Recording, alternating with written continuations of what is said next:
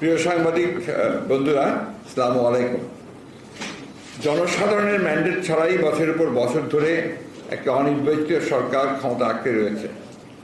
যে সরকার নিজেই আইন কানুন ও সংবিধান লঙ্ঘন করে দামি নির্বাচনের মাধ্যমে দামি সংসদ বানিয়েছে, এমন একটা সরকারের পক্ষে বাজেট প্রদানের কোনো নৈতিক অধিকার নেই। জনগণই সকল ক্ষমতার উৎস, অথচ সেই জনগণই ভোট দিতে পারেনি। এ সরকার জনপ্রতিনিধিত্বহীন একটি অবৈধ সরকার। 2024-25 অর্থ বছরের জন্য এ সরকারের প্রস্তাবিত বাজেট দেশের সাধারণ দরিদ্র মানুষদের শোষণের লক্ষ্যে একটি সাজানো হাতিয়ার মাত্র। বর্তমান লুটেরা সরকারের এই বাজেট কেবলমাত্র দেশের গুটি কয়েক অলিগার্কদের জন্য, যারা শুধু চুরি করছে না, তারা ব্যবসা করছে, তারাই পলিসি প্রণয়ন করছে, আবার তারাই পুরো দেশ চালাচ্ছে। দেশ আজ দেউলিয়াতের দ্বারপ্রান্তে উপনীত হয়েছে। এই বাজেট কল্পনার এক ফানুষ। এই বাজেট ফোকলা অর্থনীতির উপর দাঁড়িয়ে আছে। বাজেট প্রণয়নের জন্য যে সম্পদ প্রয়োজন সেটাই এই অলিগার্করা লুট করে নিয়েছে। ব্যাংকগুলো খালি, সরকারের আশ্রয়ে প্রশ্রয় অলিগার্করা ঋণ নিয়ে ব্যাংকগুলোকে শূন্য করে দিয়েছে। এই অর্থের সিংহভাগই বিদেশে পাচার হয়ে গেছে। আমানতকারীরা ব্যাংকে তাদের নিজস্ব জমাকৃত অর্থের চেক ক্যাশ করতে পারছে না। মানুষের মধ্যে নজিরবিহীন হাহাকার দেখা দিয়েছে। আর এই হাহাকার সরকারের আশীর্বাদ পুষ্ট ও সুবিধাভোগী নব্য ধনীদের জন্য নয়। সাধারণ মানুষের রক্ত চুষে নিয়ে দিব্যি ভালো আছে তারা, আর অন্যদিকে গরিব আরো গরিব হচ্ছে। যে কোনো সময় মানুষের ধৈর্যের বাঁধ ভেঙে যেতে পারে। এদিকে বাংলাদেশের রিজার্ভের অবস্থা তলানিতে চলে গেছে। 3 মাসের আমদানি ব্যয় মেটানোর মতো ডলার রিজার্ভে নেই। ডলারের অভাবে ব্যবসায় বাণিজ্য অচলাবস্থা চলছে। দেনা বাড়তে বাড়তে এমন হয়েছে, সেই দেনা শোধ করতেই বাজেটের বড় একটা অংশ চলে যাচ্ছে। তারা বিদ্যুৎ চুরি করবে, আর সাধারণ মানুষকে বিদ্যুতের অসহনীয় বিল পরিশোধ করতে হবে। পানি ও গ্যাসের বেলায়ও একই অবস্থা। তথাকথিত এই বাজেট বাস্তবায়নে যে অর্থ লাগবে সেটা সংকুলানের প্রস্তাব করা হয়েছে জনগণের উপর করের বোঝা চাপিয়ে। এই বাজেট কর নির্ভর, এই বাজেট ঋণ নির্ভর, এই বাজেট লুটেরা বন্ধন। অসহনীয় মূল্যস্ফীতি চাপে সাধারণ জনগণের ত্রায়ী অবস্থা। এর উপর বাজেটে করের বোঝা। জবাবদিহিহীন এই সরকারের কাছ থেকে জনকল্যাণমূলক বাজেট আশা করাটাই বোকামি। এই বাজেট দেশি বিদেশি ঋণ ও সাধারণ জনগণের উপর চাপিয়ে দেওয়া করের নির্লজ্জ ফিরিস্তি ছাড়া আর কিছুই নয়।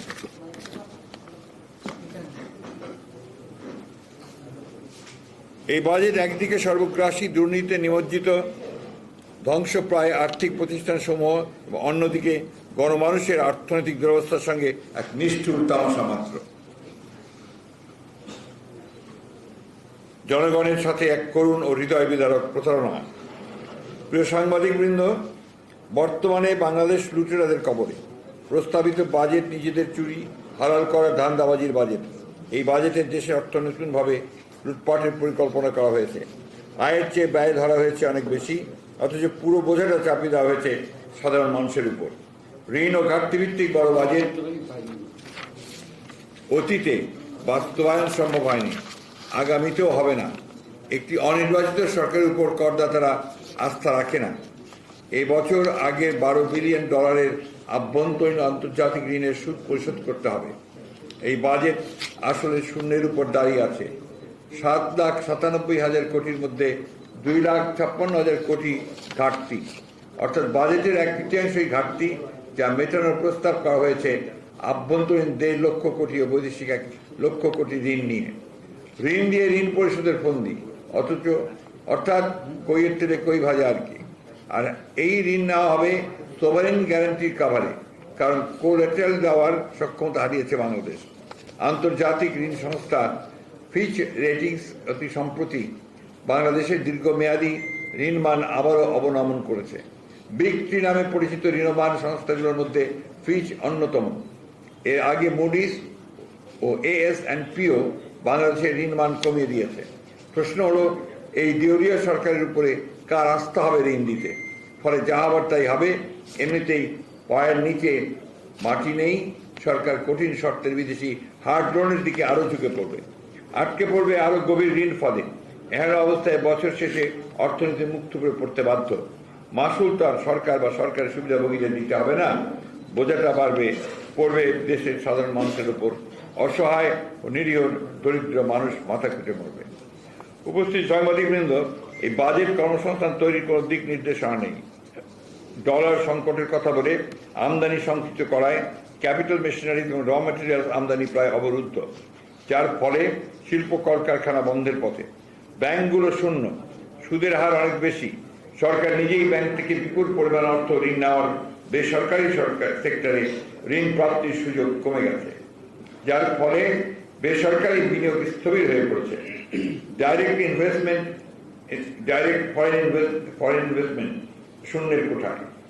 3 বছরের বেশি শিল্প, বিশেষ করে গার্মেন্টস শিল্প বন্ধ হয়ে গেছে ও যাচ্ছে। নতুন কর্মসংস্থান তো হচ্ছেই না। হাজার হাজার শ্রমিক গ্রামে চলে গেছে এবং যাচ্ছে, কিন্তু কারণে কর্মসংস্থান নেই। মানুষের ত্রাহি অবস্থার সৃষ্টি হয়েছে। এই বাজেটে নতুন কর্মসংস্থানের সুযোগ সৃষ্টির কোনো আশা নেই। বাজেটে চাকরি হারানো উর্ধ্বশাসিত শ্রমিকদের জন্য কোনো পুনর্বাসন রোডম্যাপ নেই। বাজেট বক্তৃতায় সামষ্টিক অর্থনীতির সূচকগুলো উন্নয়নের ব্যবস্থা নেওয়া হবে বলেও তার বাস্তবিক কোনো পথ নির্দেশনা নেই এই বাজেটে। প্রিয় সাংবাদিক বন্ধুরা, এই বাজেট শুধু গণবিরোধী নয়, এই বাজেট বাংলাদেশ বিরোধী। যে মানুষকে নিয়ে বাংলাদেশ, সেই মানুষ গণমানুষের অস্তিত্বে বিপন্ন হয়ে পড়েছে। পুরো বাজেটটি করা হয়েছে মেগা প্রকল্প, মেগা চুরির জন্য, দুর্নীতি করার জন্য। দুর্নীতির এই ত্রিসংকুল অবস্থায়, অর্থনীতির এই ত্রিসংকুল অবস্থায় উচিত ছিল অপ্রয়োজনীয় মেগা প্রকল্প সমূহ বা অর্থহীন অনুৎপাদক দৃশ্যমান অবকাঠামোগুলো বন্ধ রাখা। সেই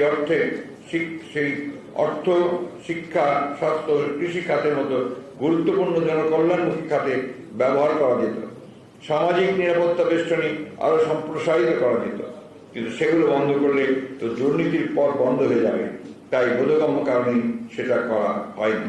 এবার শিক্ষা খাতে মোট বরাদ্দ জিডিপির 1.69%, যা চলতি বছরে ছিল 1.76, এবং 2022-23 সালে ছিল 1.83, এবং 2021-22 এ ছিল 2.08%।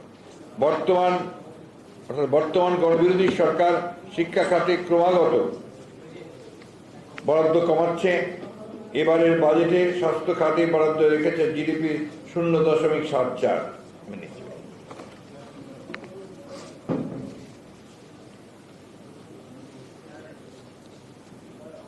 যা নিতান্তই অপ্রতুল।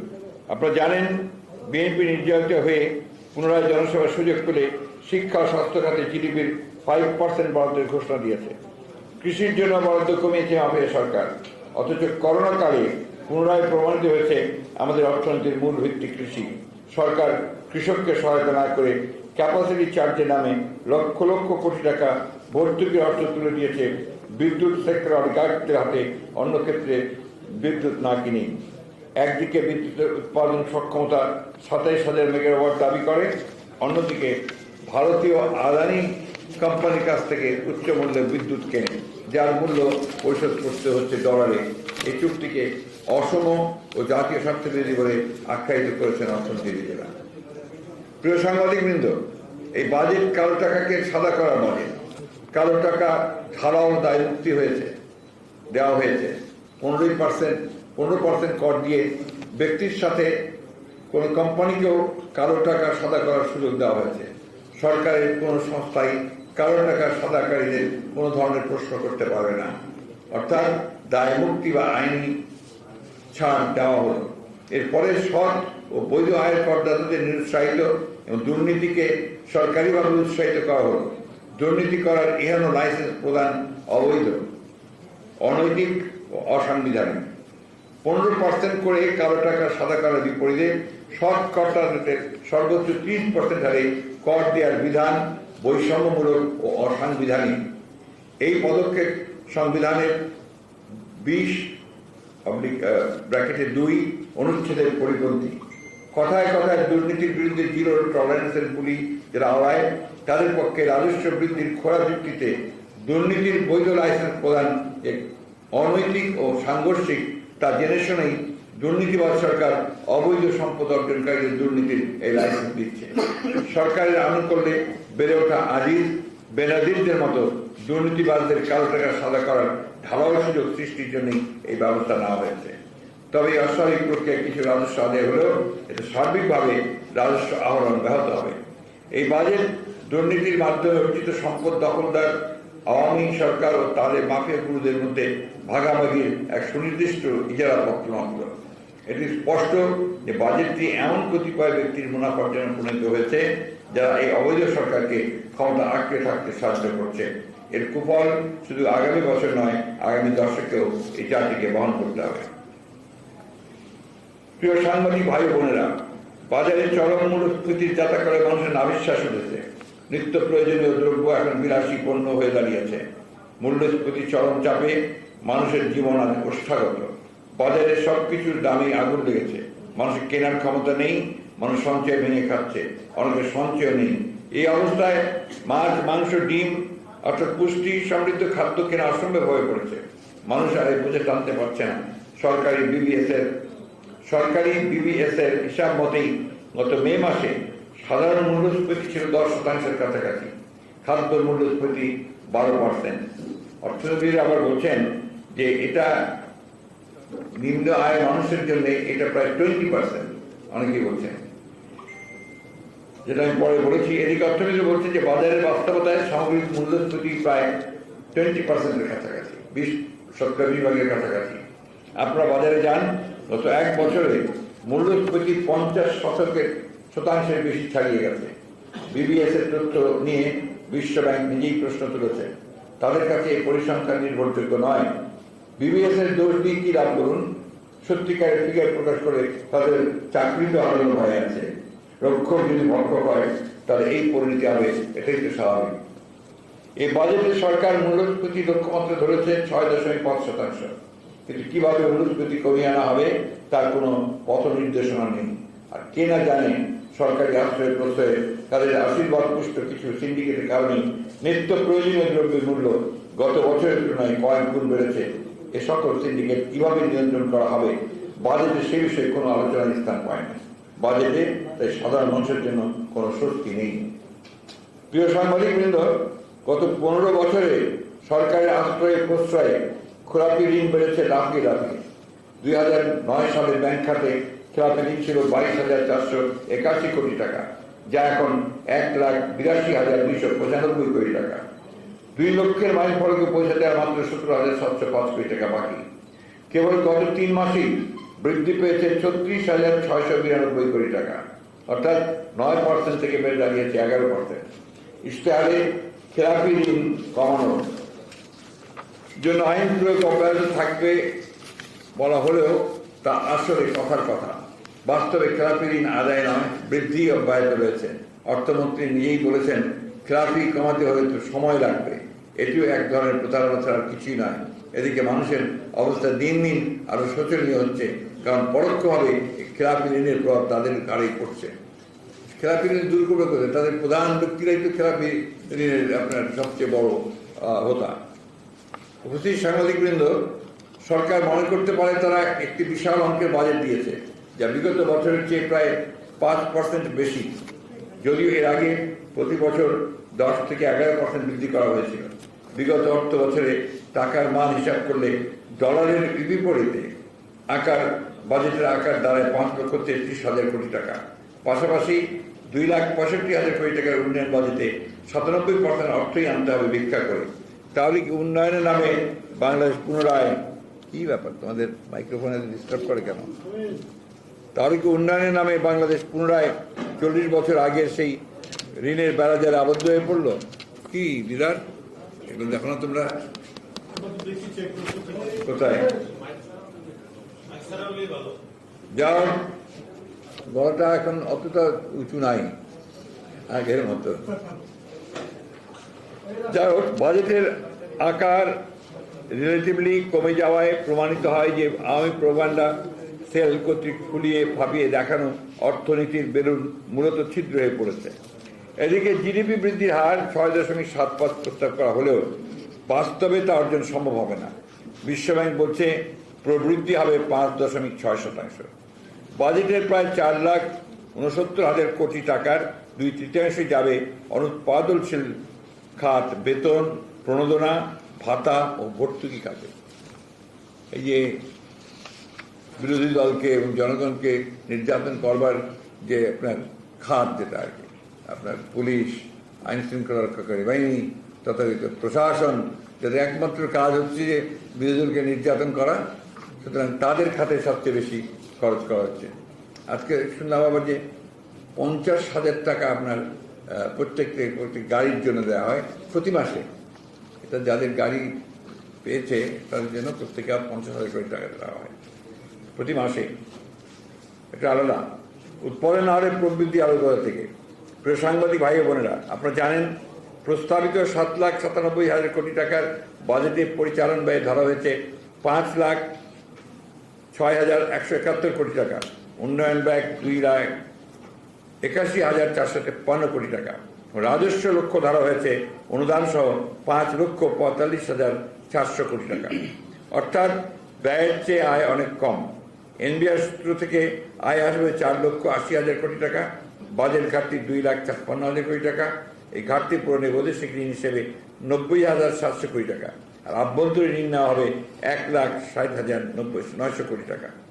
এর মধ্যে শুধু ব্যাংক থেকেই ধরা হয়েছে 1,37,500 কোটি টাকা। ব্যাংক বহির্ভূত ঋণের পরিমাণ 23,400 কোটি। এদিকে অর্থ মন্ত্রণালয়ের ডেট বুলেটিন অনুসারে গত 2.5 বছরে সরকারের ঋণ বেড়েছে 5 লাখ কোটি টাকার বেশি। 30 জুন 2021 ছিল 11,44,296 কোটি টাকা, আর 2023 সালের ডিসেম্বরে বেড়ে মোট সরকারি ঋণ দাঁড়িয়েছে 16,59,334 কোটি টাকা। এই বিপুল অঙ্কের ঋণ অর্থনীতিকে ঝুঁকিতে ফেলে দিয়েছে। সম্প্রতি এক সরকারি প্রেক্ষাপটে অর্থ মন্ত্রণালয় জানিয়েছে আগামী 3 অর্থ বছরে সরকারের মোট ঋণ স্থিতি 27 লাখ কোটি টাকা ছাড়িয়ে যাবে। আসছে অর্থ বছরে সুদ পরিশোধের ব্যয় ধরা হয়েছে 1,13,500 কোটি টাকা, যা মোট বাজেটের 14.24 হার শতকরা। গত 6 বছরে সুদ পরিশোধের ব্যয় বেড়েছে দ্বিগুণ। পরিচালন ব্যয় মেটানো হবে ঋণ দিয়ে। এদিকে আভ্যন্তরীণ ঋণের সুদ 93,000 কোটি টাকা, আর বৈদেশিক ঋণের সুদ 20,500 কোটি টাকা। এখন মেগা প্রকল্প সহ অন্যান্য প্রকল্পের জন্য যে ঋণ ধরা হচ্ছে তা পরিশোধ করতে হবে কয়েক বছর পর থেকে, অর্থাৎ ভবিষ্যতে ঋণের বোঝা আরও বাড়বে। এমনিতেই গত বছর ঋণের বোঝা ছিল মাথাপিছু 1 লক্ষ টাকা, যা গত 1 বছরে বেড়ে দাঁড়িয়েছে 1,55,000 টাকা। আচ্ছা, আপনার কিন্তু 1,55,000 টাকা আপনিও ঋণী। অর্থাৎ বর্তমানে বাংলাদেশে প্রতিটি নবজাতক শিশুকে 1,55,000 টাকা ঋণের বোঝা মাথায় নিয়ে জন্ম নিতে হবে। দেশের সামগ্রিক অর্থনীতি আজ ঋণময়। মেগা প্রকল্পের অর্থনৈতিক ফিজিবিলিটিবিহীন এসব ঋণ আমাদের সমগ্র অর্থনীতিকে দেশি বিদেশি অলিগার্কদের কাছে জিম্মি করে ফেলেছে। বাজেট প্রণয়নের ক্ষেত্রে বিষয়টি কার্যত এড়িয়ে যাওয়া হয়েছে। প্রিয় সাংবাদিকবৃন্দ, বাংলাদেশ কার্যত দেউলিয়াত্বের দোরগড়ায় উপনীত হয়েছে। সম্ভবত IMF বাংলাদেশের অর্থনীতিকে উদ্ধারের উপায় খুঁজে না পেয়ে তাদের ঋণ প্রাপ্তির ক্ষেত্রে শর্ত হিসেবে বৈদেশিক মুদ্রা রিজার্ভের লক্ষ্যমাত্রা 20.110 বিলিয়ন থেকে কমিয়ে 14.769 বিলিয়ন করতে বাধ্য হয়েছে। যদিও এতে শেষ রক্ষা হচ্ছে বলে মনে হয় না। দেশের রিজার্ভের পরিমাণ বর্তমানে $13 বিলিয়ন নিচে নেমে গেছে। ডলারের অভাবে ব্যাঙ্গালোর এলসি খুলতে পারছে না। মার্কিন কোম্পানি সহ বেশ কয়েকটি বিদেশি কোম্পানি ও এয়ারলাইন্সের বকেয়া পরিশোধ করা যাচ্ছে না। IATA বারবার বকেয়া বিল পরিশোধের তাগাদা দিচ্ছে। অনেকে ফ্লাইটের সংখ্যা কমিয়ে দিয়েছে। এতে ব্যবসা বাণিজ্য নেতিবাচক প্রভাব পড়ছে। বিদেশিদের অনেক বিনিয়োগ ফেরত নিয়ে US ট্রেজারি বিল ও বন্ডে খাটাচ্ছে। এতে চাপ পড়ছে আর্থিক হিসাবে। গত মার্চ পর্যন্ত ব্যালেন্স অফ অ্যাকাউন্টসে ঘাটতি দাঁড়িয়েছে 9.26 বিলিয়ন। গত বছর একই সময় যা ছিল $2.93 বিলিয়ন। এর আগে আর্থিক হিসেবে সবসময় বৃত্ত ছিল। ধারাবাহিকভাবে ডলার রিজার্ভ দ্রুত কমে যাচ্ছে। দুঃখজনক হলো সত্য, রিজার্ভ সংকট কাটিয়ে ওঠার কোনো রোডম্যাপই এই বাজেটে দেওয়া হয়নি। অর্থাৎ রিজার্ভ ও ডলার সংকট বর্তমান অর্থনীতির অন্যতম প্রধান সংকট। অর্থ পাচার ও হুন্ডি নিয়ন্ত্রণে কার্যকর উদ্যোগ না নিয়ে ডলার বাজার বাগে আনার চেষ্টা বৃথা হতে বাধ্য। সাম্প্রতিক সময়ে একজন দামি সংসদের প্রতিবেশী দেশে নৃশংসভাবে খুন হওয়ার যে সংবাদ গণমাধ্যমে চাউর হয়েছে, সেখানে তার স্বর্ণ চোরাচালান সহ নানাবিধ চোরাচালান সিন্ডিকেটের সাথে জড়িত থাকার কাহিনী উঠে এসেছে এবং এর মধ্যে নেপথ্যে সরকারের আশীর্বাদ পুষ্ট আরও শক্তিশালী পদের কথাও বলা হচ্ছে।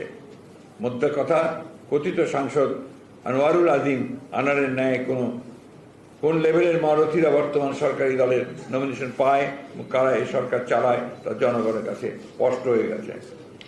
প্রিয় সাংবাদিক বন্ধুগণ, দেশে প্রতিনিয়ত ধনী ও গরিবের বৈষম্য বাড়ছে। এই বাজেটে পক্ষপাতমূলক নীতি কাঠামো আয় ও সম্পদের বৈষম্যকে আরও বাড়িয়ে দেবে। গত 12 বছর ধরে দেশে গিনিস হক ঊর্ধ্বমুখী বা যা 2022 সালে 0.99-এ পৌঁছেছে। নিম্ন মধ্যবিত্ত থেকে শুরু করে মধ্যবিত্ত সবার ঘরে ঘরে নুন আনতে পান্তা পূরণের যে দুর্বিষহ অবস্থা, সেটা দেখার মতো চোখ বা বুঝার মতো দরদ মাফিয়া সরকারের নেই। শাসক শ্রেণীর এ সকল অভিজাতরা নিজেদের সন্তানদের জন্য আলাদা বিশ্ববিদ্যালয় করার প্রস্তাব দিতেও কসুর করে না। সুইজারল্যান্ডের ইউবিএস ব্যাংকের গত সেপ্টেম্বর 2023-এ প্রকাশিত প্রতিবেদন অনুযায়ী অর্থনীতির নানাবিধ সংকট সত্ত্বেও বাংলাদেশে বিলিয়নিয়ারের সংখ্যা 1700 দাঁড়িয়েছে, যারা দেশের জিডিপির মোট 10% নিয়ন্ত্রণ করে। অথচ এই গোষ্ঠীর কারো টাকা বৈধ করার সুযোগ সৃষ্টি করার জন্যই এই বাজেটে মাত্র 15% কর দিয়ে কালো টাকা সাদা করার আইনি কাঠামো সৃষ্টি করা হলো। অর্থ পাচার অব্যাহতভাবে বাড়ছে। জিএফআই বলেছে 2009 থেকে 2018 পর্যন্ত বৈদেশিক বাণিজ্যের আড়ালে বাংলাদেশ থেকে $4,965 কোটি পাচার হয়েছে। সিআইডি রিপোর্ট বর্ণনা অনুযায়ী এক বছরে হুন্ডি ব্যবসায়ীরা 75,000 কোটি টাকার সমপরিমাণ $7.8 বিলিয়ন পাচার করেছে। অন্যান্য বছর মিলে প্রতি বছর কমপক্ষে 1.5 লাখ টাকার সমপরিমাণের বৈদেশিক মুদ্রা বিদেশে পাচার হয়ে গেছে। বিদেশে বেগমপাড়া, সেকেন্ড হোম, আবাসিক সম্পদ বা বিত্ত বিভাগ করে তোলার কথা বাংলাদেশের ঘরে ঘরে সকলেই জানে না কেবল সরকার। সরিষায় ভূত থাকলে জানবে কি করবে বলুন? গত 15 বছরে ক্ষমতাসীন সরকারের আমলে 6 বছরের বাজেটের সমপরিমাণ অর্থ বিদেশে পাচার হয়ে গেছে বলে অনেকে মনে করেন। পাচারের সঙ্গে যারা জড়িত তাদের সিংহভাগী সরকার ও ক্ষমতাসীনদের আশীর্বাদ পুষ্ট। আজিজ বেনজিরের মতো শত শত দুর্নীতিগ্রস্ত পাচারকারী চিহ্নিত হলেও গত 15 বছরে তাদের অনেকেরই বিচার করা হয়নি। অর্থ পাচার করে দেশ ও দেশের মানুষকে ঝুঁকির মধ্যে ফেলে ক্ষমতাসীনদের সহায়তায় তারা নিরাপদে পালিয়ে যাচ্ছে। এই মাফিয়া সরকারের পক্ষে দুর্নীতিবাজদের ধরা সম্ভব না, কারণ এসব দুর্নীতিবাজদের সহায়তায় সরকার ক্ষমতায় টিকে আছে। প্রিয় সাংবাদিক ভাই ও বোনেরা, বাজেট ঘাটতি মেটাতে ব্যাংকিং খাত থেকে যে বিপুল পরিমাণ অঙ্কের ঋণ নেওয়ার প্রস্তাব করা হয়েছে, এতে বেসামরিক খাতের বিনিয়োগ মারাত্মকভাবে বাধাগ্রস্ত হবে। মুদ্রা বাজারে বড় প্রভাব পড়বে। এমনিতেই ব্যাংকগুলো তারল্য সংকটে ভুগছে। আমানতকারীদের 50,000 চেকও ক্যাশ করতে পারছে না। আমানতকারীদের মধ্যে হাহাকার দেখা দিয়েছে। এমনিতেই ড্রাই এসব ব্যাংক থেকে সরকারি যদি এত বিশাল অঙ্কের ঋণ নেয়, তাহলে তারল্য সংকট আরো চরম আকার ধারণ করবে। আমানতকারীদের সর্বনাশ হবে। এমনিতেই কয়েক কোটি বেকার, তার উপর বিনিয়োগ বাধাগ্রস্ত হলে কর্মসংস্থান হবে না। অর্থনৈতিক মন্দাত্ব আরো প্রকট হবে। সামনে অন্ধকার। চরম রাজনৈতিক ও অর্থনৈতিক সংকটের এই চ্যালেঞ্জিং সময়ে গতানুগতিক এই বাজেট কোনো সমাধান দিতে পারবে না। উপস্থিত সাংবাদিকবৃন্দ, জনবিচ্ছিন্ন এই মাফিয়া সরকার বাজেটে যেভাবে করের বোঝা বৃদ্ধি করছে, তাতে মূল্যস্ফীতির চাপে পৃষ্ঠ সাধারণ জনগণের অবস্থা আরো শোচনীয় হয়ে পড়েছে। ইতিমধ্যে বাজেটের প্রস্তাব শুনেই বাজারে মূল্য বৃদ্ধি শুরু হয়েছে। লক্ষ্য করুন, IMF এর পরামর্শ উপেক্ষা করে রাজস্ব বাড়ানোর ক্ষেত্রে এই বাজেট কোনো সংস্কার প্রস্তাব আসেনি। যদিও IMF এর শর্ত পূরণের কথা বলে বিদ্যুৎ ও জ্বালানির দাম ইতিমধ্যে কয়েক গুণ বৃদ্ধি করা হয়েছে। বলা হচ্ছে বছরে 4 বার বিদ্যুতের দাম বৃদ্ধি করা হবে। এমনকি ওয়াসার পানির বিলও গত 16 বছরে 16 বার বৃদ্ধি করা হয়েছে। দেয়ালে পিঠ থেকে গেছে জনগণের। যে কোনো সময়ে গণবিস্ফোরণ হতে পারে। এদিকে যারা কর ফাঁকি দেয়, তাদের নিকট থেকে কর আদায়ের কোনো পরিকল্পনা না করে যারা নিয়মিত কর দেয়, তাদের কাছে থেকে বাড়তি কর আদায়ের দিকে মনোযোগ দেওয়া হয়েছে। মুখে ডিজিটাল বা স্মার্ট বাংলাদেশের কথা বললেও মুঠোফোনের কথা বলার বিল ও ইন্টারনেট পরিষেবার বিল বাড়ানো হয়েছে। ল্যাপটপের আমদানি শুল্ক বাড়ানো হয়েছে। অপরদিকে প্রিন্টের উপর এবারও 15% কর বাড়ানো হয়েছে। তথ্য প্রযুক্তিকে সহজলভ্য করার সরকারি ঘোষণাকে মিথ্যা আশ্বাস ফাঁপা বুলি বলে প্রতীয়মান হয়। ব্যাংকে গচ্ছিত টাকার উপর আবগারি শুল্ক বিভিন্ন স্তর ও হারে বিভিন্ন পরিবর্তন আনা হয়েছে। বর্তমানে 10 লক্ষ টাকা থেকে 1 কোটি টাকা পর্যন্ত স্তরটিকে ভেঙে বিভিন্ন স্তর করা হয়েছে। এছাড়া 1 থেকে 5 কোটি টাকা পর্যন্ত স্তরটিকে ভেঙে দেওয়া হয়েছে। জনগণের পকেট কাটার দিকেই বেশি মনোযোগ দিয়েছে মাফিয়া সরকার। এবারের বাজেটের শুল্ক কর কমেছে এমন পণ্যের সংখ্যাই খুব নগণ্য। ধারাবাহিকভাবে দাম বাড়তে থাকা নিত্য প্রয়োজনীয় নিত্য ব্যবহার্য পণ্যে কর কমানো হয়নি। যে সরকার নিজেরাই আইন কানুন সংবিধান লঙ্ঘন করে তারা কিভাবে আর্থিক প্রশাসনিক শৃঙ্খলা ফিরিয়ে আনবে? বাংলাদেশ ব্যাংক কতিপয় অর্থ বিকাশ অধিকার দুষ্ট রাজনীতিকের কাছে জিম্মি হয়ে পড়েছে সরকারি কাজে। ব্যয় সংকোচন, ব্যাংকিং খাতে নিয়ন্ত্রণ, শৃঙ্খলা স্থাপন এবং আর্থিক খাতের মৌলিক সংস্কার নিয়ে এই বাজেটে কোনো উদ্যোগ দেখা যায় না। প্রিয় সাংবাদিক ভাই বোনেরা, চতুর্দিক থেকে সর্বগ্রাসী দুর্নীতি বাংলাদেশকে কবজা করে ফেলেছে। দেশ এক অর্থনৈতিক ও রাজনৈতিক মহাসংকটে নিপতিত। এর মূল কারণ সুশাসনের অভাব ও জবাবদিহীন মাফিয়া সরকার। মহাসংকট থেকে উত্তরণের একটাই উপায়, আর তা হচ্ছে এই মাফিয়া চক্রবর্তী চেপে বসে থাকা মাফিয়া সরিষার কবল থেকে দেশকে রক্ষা করা, তাদের চিরস্থায়ী বন্দোবস্তের স্থায়ী অবসান ঘটানো, দেশে গণতন্ত্র ফিরিয়ে আনতে হবে।